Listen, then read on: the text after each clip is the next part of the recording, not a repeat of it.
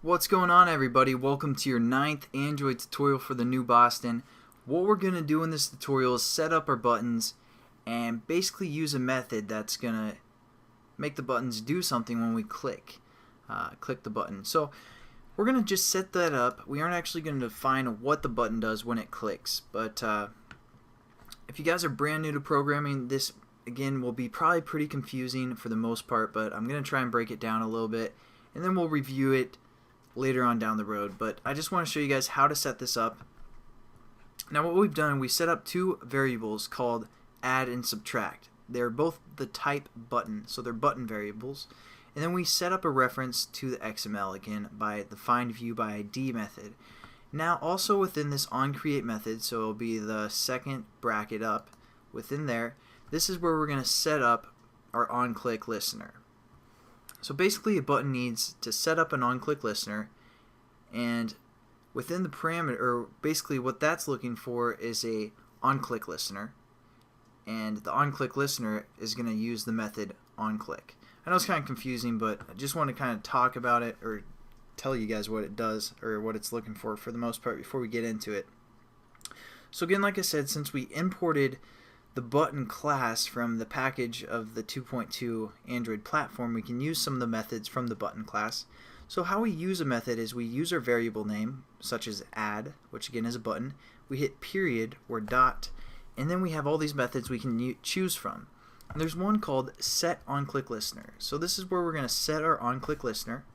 As you can see, it takes in an OnClickListener within its parameters. So we're going to set that up.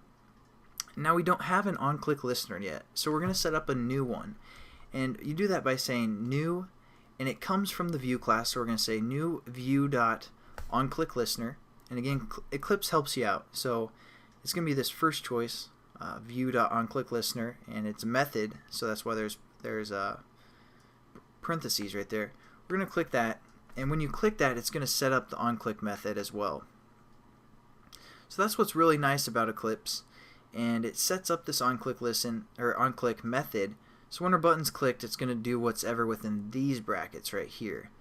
Now before we get into anything else, I want you guys to use a semicolon and finish off that statement right there, because again, just think of this as one line of code. For the most part, this whole line is basically one line of code, and so you got to finish it off with a semicolon. Now that probably looks really confusing to brand new programmers, and you're like, what is all this junk? Trust me guys, the more you use buttons, the more this will become familiar. I just wanted you guys to get a layout like this so you get kind of familiar with that. Basically, again, a button needs an OnClickListener, so we have to set the OnClickListener. So we set it by using the method setOnClickListener, and that takes an OnClickListener within its parameters. Well, I'm saying that a lot, so it's probably confusing you guys. But since we didn't have one, we had to set up a new one right here, and we kind of defined it by, or there's an onClick method that we can use, and again, this is where we're going to actually make our button do something.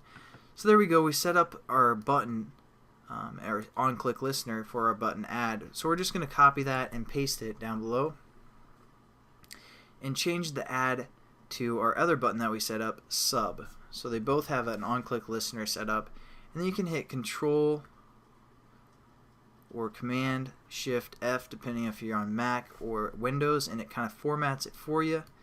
So there you guys go. I mean, that's all this tutorial is.